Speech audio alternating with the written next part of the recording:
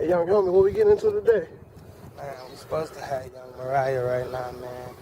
Just like typical women, bro. It always takes them longer. But we just getting it in today, man. Like I said, young Riyyah, first girl coming to y'all on the podcast, man. She got a lot to talk about. We're going to see what we get into it with her as soon as she come on, man. And, you know, young homie going to be catching out that new Ant-Man today, man. So, Ant-Man with the beats? Did we get a little formula going on today? Hey, we could. What you think, Pop? We should? Shit, it's a hell of a day to get one in. Hey, man. Let's get a beat going in and if you going today. Hey, if we can get it done, we getting it done. Facts. Always on some gang shit, man. In the hood. Just, you know, chilling right now, man. I know y'all see us. Walking through the neighborhood. Yep. Your second favorite homie and your first favorite homie right there. Oh, it's you? Oh, I'm back. Yeah, no. Me personally, man, it's the Younghomiepodcast, bro. I'm here with my dog Riyyah, right? So I was out here and I checked her out on her first video shoot, bro. It was called Triple B, if I am mistaken. No, I'm not mistaken. I actually never named the damn song. But what made you come up with that song? Let's start there. We jumping straight into it. We'll get to how we know her and where she from and all that later. We getting straight to the point. My right hand, my cousin, Katia, and we was like, you know what? We just about to start trying to learn how to freestyle, whatever, like that. So we turned on this beat, and she had started it off saying something. I don't know what she was saying. I don't even know. I just remember the flow of it. So then I just started saying, we brought it, we broke it, we bagged it. And we just kept saying it. And then I just started saying triple B's. And I don't know, it was just real sweet. Because I remember I was listening to this song by, what's his name? I can't think of his name right now. I'll let y'all know if I figure it out. But I got the flow from him, like, because I heard, like, one of his beats. And I'm like, I had kind of incorporated it into the song. So it made it, like, even better. And I just went to the studio and I just dropped it with bankrolls, and they was just going crazy in the studio. So I'm like, maybe this is something that I'm going to do too, because I can sing. So I want to try that too, if it works. So actually, are you a singer or are you a rapper? I'm an artist. What does that mean? Artists mean that they do what they know how, and they try to do everything, because we just like to expand on our creativity. So that's what I was doing. I wanted to test myself, and I like testing myself. I would set limits. So I was like, all right, I'm going to try to rap. And then people liked it. And I sing, though. I started off singing, though. And I just recently started rapping, so. Okay. That's what happened. So, for people that don't know, where did you grow up? I grew up Finkel, 01. From the Ave. Stayed on the dead end. Bunch of people I grew up with. I went to Cerveny on Puritan. You know, I had a little mishaps there every now and then. But, yeah, I grew up on Finkel. That's my hood. Okay. So, growing up on Finkel, man, like, what were some of your inspirations that just, you know, as a kid, what used to make you happy? Like, what was some of the stuff you used to do? Write. I used to write and make music. I remember I saw American Idol back in, like, 2000. Like, Kelly Clarkson had one. And I just thought I was never going to be old enough to do what she was doing. And I always just wanted to do it because I sung in choirs. So I wanted to be a superstar since I was little. And I would, like, practice that. But then, I don't know, I just started getting in the streets doing bad shit. And, you know, it kind of threw me off. But I always read, like, I wrote music for fun. So what age did you start writing music? Probably, like, 6. I was like 6 years old. What age did you start taking music serious? Because everybody started doing something music. Because I was really originally doing poet. Like, I was doing poetry. Okay. So I was doing, like, spoken words when I was little. And I really liked the poetry. And I would listen to Tupac a lot. And I liked the way he had incorporated, like, Brenda's Got a Baby. And I liked it the way his style was and how he was telling the story. And I wanted to start doing that because that was cool. That's crazy. I was talking about Tupac on man. Dope. But anyway, so going into some other stuff, name some of your top 5 artists that influenced you to be either a singer or a rapper. Like, what made you want to be this artist?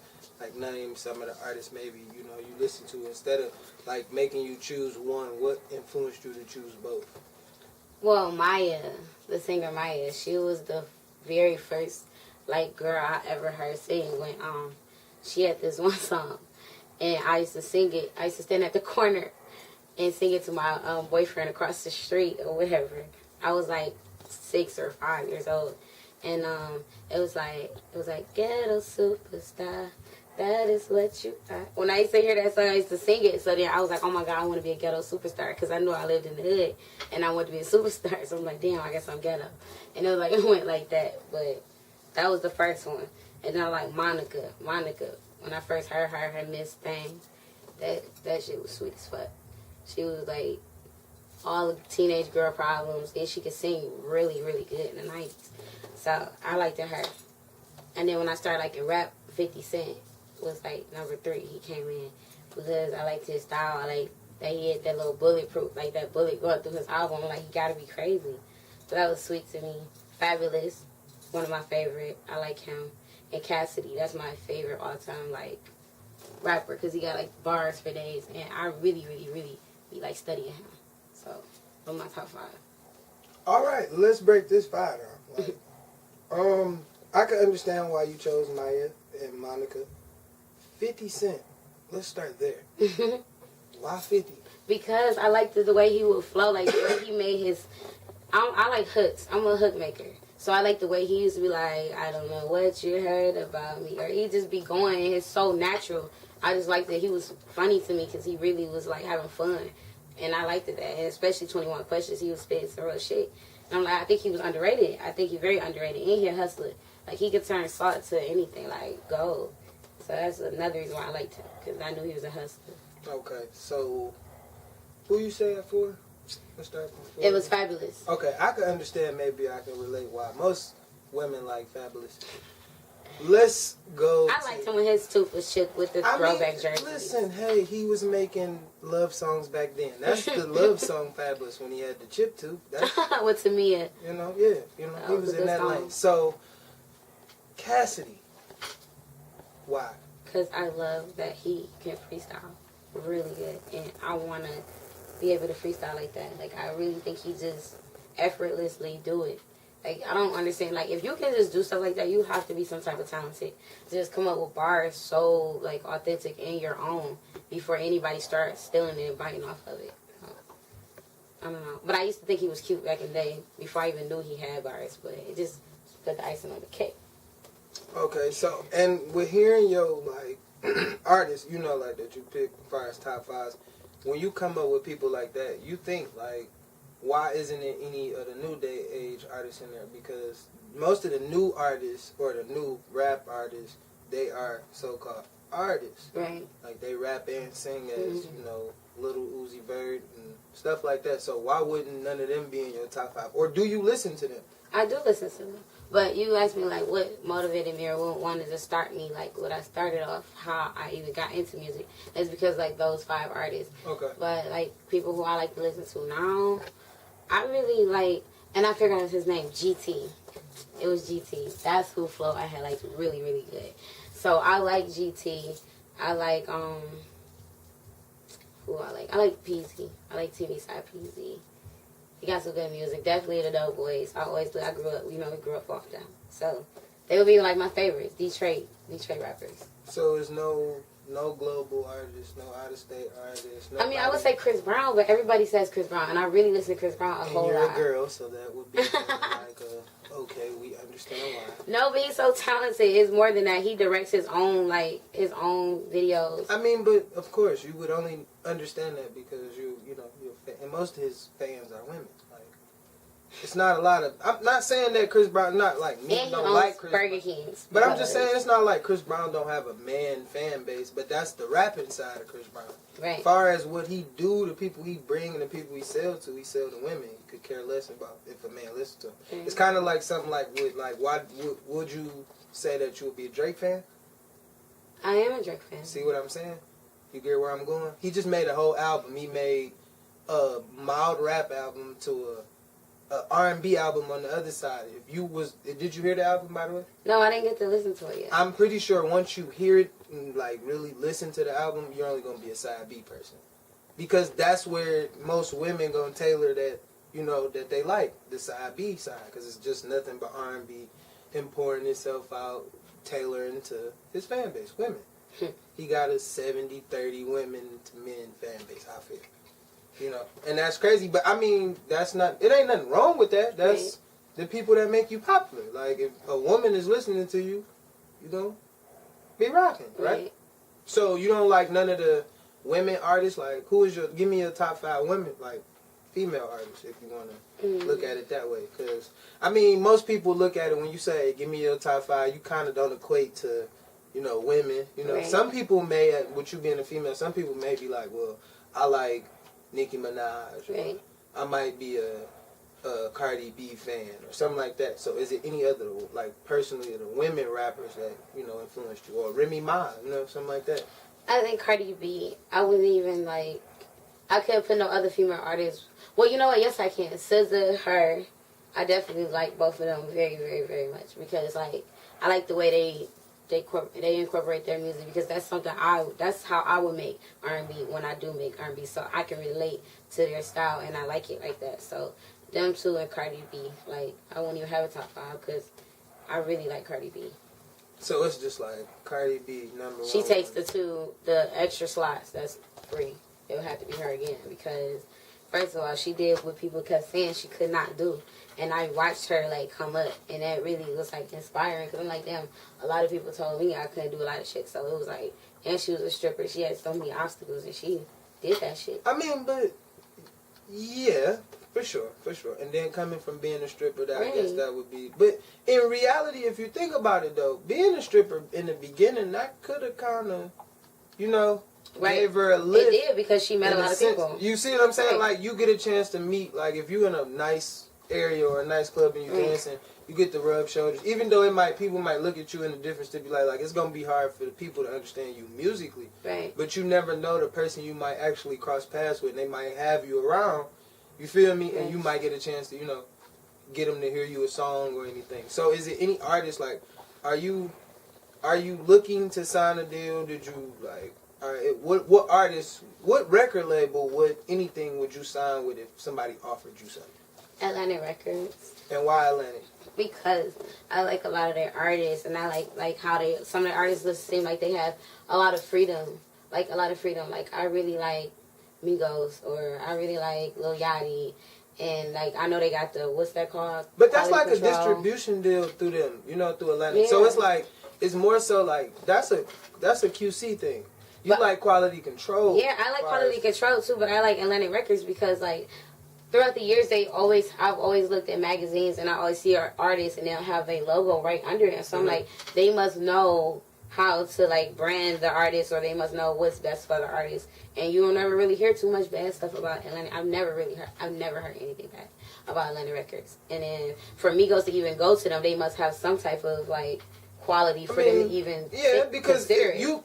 Because it put you, me personally, looking at it when they did, if you go to a major, it's more so like what you want to go to them is for a distribution thing, so you could get to where they are now, like how global they are. You get what I'm saying? Like, they went from a small market and QC in the States running the States, because it's easier as a smaller label to control America. Right. You get what I'm saying? But when you not as big on the record label side of it, like where you can push your songs global to reach a Canada or reach a UK somewhere over there in London, Norway. That's why it's kind of like a 6ix9ine. You know what I'm saying? Like, I don't have to tour over here. You get what I'm saying? Yeah, I can beef with and be mad at everybody over in America because I'm good in New York. You get what I'm saying? But I can go make more money over in the UK because they actually buying a CD. Right. They actually come into a concert. They don't. You don't have to worry about your concert not selling out. You're trying to figure out how many concerts can you do in this one spot before you get out of here. You get what I'm saying? Like, that's how. But if you watch any of the UK, you know, like, concerts, that's how it is. It's a kind of a bad thing because they be mostly American artists. Like, Wiz tour overseas. You see the Migos always overseas. Right. Because that's the people that really, Michael Jackson before he died, was always overseas. Why they would do that. Like, that's just a lot of people. That's what they do. That it make more money. It make more sense. You get what I'm saying? So, who have you been working with, you know, since you started recording? Wow. I And people are like, wow, you really went back. But if someone's familiar with Jodeci, the group Jodeci from back in the 90s, it was like the biggest male group, R&B group. His brother had ventured off to like become like a producer or like somebody who was looking for talents and was going to make a girl group. So when I was 16, he had called me and asked me did I want to be a part of the girl group, and I considered it because I was young. I'm like, okay, I should be a part of this girl group or whatever. And then I just started finding out like a lot of like stuff was happening within the camp, and I was just like, you know what? I can't go into it like that because it'll be over before it began. It was just too messy. So I stepped out of it and was like, okay, I'm not going to do that. So then I had linked up with Bone Thugs and Harmony when I was in California. And I got with some of the, like, producers there. And we was thinking about, like, making music and stuff like that. So I was always going to kick it out there and go to the studio with them and do, like, a couple hooks for them and everything. So I'd be in Cali. So I did that for a while.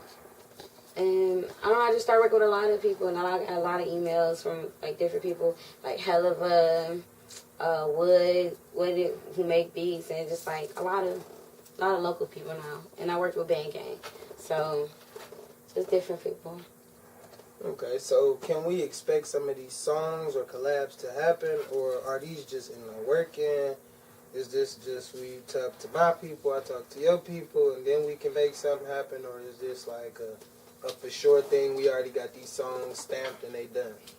Well, I have a for sure, like it's for sure, like with this artist tomorrow, it's a surprise, but it's a for sure tomorrow. Somebody that everybody know, and I'm excited. I'm gonna drop it. I'm not gonna tell the name because I'm gonna just let it. Why? Because I'm not gonna tell the name. I'm saying this won't, like, to be totally honest, this won't air today. You get what I'm saying? So like the song will be out. So why not just, you know? You can drop that exclusive. Why you telling me you can drop the exclusive? It's really not an exclusive because this, you know, it won't come out. Like, so it's just you just saying who you actually gonna be doing. So by the time you do, you know, it'll be like back to back. Okay. So. Well, it's this Inkster artist. His name is Woody, and it's gonna be him and Babyface Ray. So. We went to a session tomorrow, and I'm excited. They saw me shoot my video. They heard a little of my songs, and they asked me to send them the rest of it, and I did. And they want me to do some features with them tomorrow. So that should be exciting for everybody. I'm excited. And I have like a beat coming from Helliva, so he heard my songs too. So that's what's up, Babyface Ray. How you gonna like working with Babyface Ray? I don't know. He seems so chill. He's so calm. I listen to some of his music, and he seemed like he laid back. So I'm anxious more than like. Do you want to go in when you working with an artist like that? Would you want to go in and just do hooks, or are you gonna go in and think about like trying to get? What? I'm gonna give it my all. I'm gonna get hooks, verses, everything. I'm gonna let them see that I am an artist and that they can continue to work with me. I don't want it to be a one-time thing. Like hell, they could do a whole mixtape. When niggas do that, that's when they know they got the sauce together. So I want to be like somebody, Batman and Robin, like how we can keep doing features and going crazy on them. So are you signed? No, I'm not signed. Okay. What record label or is anybody that you're working with? As far as how can people get in touch with you? Well, I have my booking info in my bio on Instagram. It's IAMRIYYAH143. That's my name on Instagram, and then my email is in my bio, where people can send beats or producers or anything like that. Okay, so name another artist or 2 or 3 artists that you would like to work with. Definitely want to work with Chris Brown. Please don't make a face, but I definitely want to work with Chris Brown. Chris, please, man, please. This artist, he's up and coming. His name is Tyus. He's a really, really good artist. I think he's from Louisville, Kentucky. And I want to work with him because I think he's dope. And I think a lot of people going to like him before he touched down. Y'all heard it first. His name Tyus. And, okay. Tyus. Talk about him. I've never heard of a Tyus. He's from Louisville. And if y'all ever heard of Static Major, he made that Lollipop with Lil Wayne.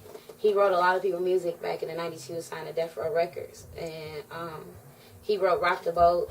Aaliyah. He wrote One in a Million. He wrote More Who Than is this, Woman. this guy, Titus? Static. Oh, Static no, Maker. well, I know. Yeah, we know about Static. So, like, he God bless you. basically, yeah, rest in peace to Static. He basically incorporated himself like a Static and just started, like, making these sweet-ass interludes and beats, and then his wordplay is just crazy. And he, like, hit all type of notes and runs, and he reminded me of Static, but, like, a new millennium. And I really like Static. So I was like, oh, I gotta work with him because his album is crazy. I mean, his little EP. It's crazy. I can't stop playing it. My son even be singing it. It's crazy. I love that. Okay. So your mom, how's that? How many kids do you have? Let's start there. I have one son. Okay. How does it feel being a mom? I just feels normal. Like, I still be me. I'm still cool. Like, me and my son, we like best friends.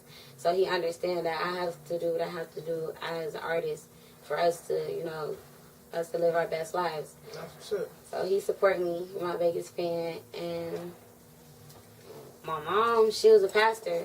But she still is a pastor. She was never with that. I couldn't watch BT. I couldn't watch 106 Apart. So me and my sister tried to tape over our VHSs or whatever to record the show, Free and AJ. And we always watch these videos and quietly. And my mom, she didn't play that. So when she found out I went through music, she was not for it, like, at all. So how does she feel now knowing that you in there? She just don't. She's not gonna support it at all. She's not gonna do it. I feel she will. You No, can't say that. yeah, once the money start rolling in, I mean, and then you can't she say want that, dog. bills paid. I feel like, no, you can't really say that. Because I feel like, you know, she just got to see what you got going on. Some people be feeling like all music is negative music. So, you know, they look at it like, well, you just go make something negative. Right. You get what I'm saying? Right. And it's just a person seeing your vision. It take a minute. You know what I'm saying? It ain't always like here at the Younghomiepodcast, a lot of people don't see the vision right now. Right. You get what I'm saying? So Right. you can't really say that much because, you know, everybody had those doubts, and then you still young, so you know when your son get up like what you have in the son, that would be, it would make you kind of like, you know, regret life if your son was to ever see, like, you know, Right. say like, well, my mom don't see my vision. Yeah, I do. You know what I'm saying? Right. Like, I just want you to make sure it's what you want to do. You know what I'm saying? I want Right. to make sure you give me your all. So can't really say that. Like, I feel like one day she will come around to you. Every artist get that, though. You know what I'm saying? Mm. You really got to go out and show somebody. But that's a way you prove yourself. You know what I'm saying? Like, Right. this is the way I go. You know what I'm saying? She had to prove herself as a pastor. Right. She's a woman pastor. Right. First of all, when you go into church, you see men. And Right. Men leading the congregation, Mhm. and no woman. Right. So, you know, it could be whatever. Now, do your dad feel the same way? What? No, my dad's my biggest fan. He probably gonna have my album taped to the back of his license plates. Like, my daddy is that nigga. Like, he loved that. Because my daddy wanted to do music when he was younger, and I would always hear him in the studio, like, real late. And the way he would be singing to the beat, and I'm like, oh, this nigga really riding his beat and trying to make his voice match the melody. And that was so sick to me. So I got that from him. And he don't even know I got that from him, but I used to listen to him all the time. Well, he knows now. He make beats too. Pops, you got it. She got it from you. Pops. She got it from you. All right. No, my dad is cool. The day we shot our video, he like, I'm whipping out the Jag. I want my baby girl, you know. We was just having fun. He cooked for the whole block. He like, I'm cooking for everybody. I want everybody to come down here and enjoy this. I'm so proud of you. So he wanted me to do this for a while. So how did you feel leading up to your video shoot? We'll get to after. Leading up to the video that you got coming out. How did it feel? I was excited. Because I told myself, like, you have to do this. You cannot die with this music still inside you. You cannot let this life pass you by without you living your passion. And, like, you live one time, so you really time can't be wasted. So I'm like, you know what? I'm going to do it. First, I was hesitant. And Dash, he called me. He was like, I believe in you. You need to do this. That song's sweet. And I'm like, all right, I'm going to do it. July 4th, we're going to do it. And I didn't think I was going to do it because I'm like, Riyyah, you do that, but you be scared. So I'm like, all right, I'm just grow some balls. Me and my cousin ain't no balls, but we like, all right, I got it. And I was waking up, and I was like, had butterflies. I was like, okay, shit. So you know what? I'm gonna just have fun. Yo, like Dane called me. You know, just have fun. Everything gonna be okay. Just relax. The block gonna come out. We gonna show out. And then we got here. It was like crunch time, and I don't know why, but when I'm under pressure, it's like I know what I gotta do. So it's like it was at that last second when I was just like lights, camera, action. I just turned to another person, and it made it even better. It was like an adrenaline. I wanted more after that, so it was crazy. So after you see it, how you think you're gonna feel? Excited, happy, proud of myself, because I'm about to just keep going now. Because I did that. That was like a milestone for me, and now I done jumped off the porch. I'm ready. Well, as you can see, we support you here at the Young Homie Podcast because clearly you have not much work done. Right. And we see that you are trying to build something. We were actually at the video shoot. You know, we liked it that. We love to see the energy. As you know, I've been knowing you for a long time, so it was great to see you actually doing something. And I mean, I don't mean it in that way. I mean it like just actually seeing you, you know, want to work. Like that's something that you just, if you're passionate about it, I always say like you should go for what you're passionate in, and that's what make it cool. You know what I'm saying? So, if I can give you any advice as far as what you should do, I just say keep your head down, stay humble, and just keep working. Like even if you feel like, you know, everybody ain't giving you that mega support that you may need at that moment, like. Them gonna be the people beating your door down. The people that don't see you every day, the people that just wanna keep you like, just wanna know that you're going. As long as you keep putting stuff out, somebody gonna jump on. You feel me? And then you being a woman, serious I am. yeah. Okay, then you really being a girl, like you gonna already build a man fan base. Men just like women on video anyway. I'm just being honest though. And then see like when the video shoot, like if you can see like. Once you show a person like, all right, you got it in you to do it, now you can it's your first one. You get what I'm saying? So, of course, you're going to be, like you said, you have butterflies. But now when you see it and they say it's time to shoot a video, you're going to be there 2 hours early. Like, nigga, what's up? Why we ain't shooting right now? We need to be shooting this. What is we doing? You get what I'm saying? Like, it just going to keep giving you motivation to keep going. So, you know, you should. And that's a good thing. And like I said, that's all we can really say. We're going to keep supporting you. When you look back on this, you feel me, after it hit 1 million views. Right. You know, 1 million views. I mean, it's going to hit 1 million views because of me. Like, look, here, me. You know what I mean? Me. I mean, because of her, too. Riyyah. Because of Riyyah. All right. I mean, we can take it however we want, but I'm telling you, it's going to be yeah. No, it's going to be, check out Triple B's, you know. Check out that video, even though we were just on the block. You know, hood people doing hood shit. With their family and their friends and just out there popping bottles and having like girls twerking. Gotta watch it. She had to put that girls was twerking. Yeah. I brought them from the mansion to the block so they can, you know, make it rock. Oh, so okay, now I mean give them your alright, give them all your Instagrams, your Facebooks and stuff, man. Okay, my Instagram is I am Riyyah 143. So it's IAMRIYYAH 143. It's 2 Y's. So don't forget that and follow me because we're about to be lit. And y'all gonna be like, oh, I used to follow her. I used to follow. Do you follow back? Because a lot of people don't follow back. I do. Especially if I feel like you can incorporate anything into my career. Like, I'm always open for beats.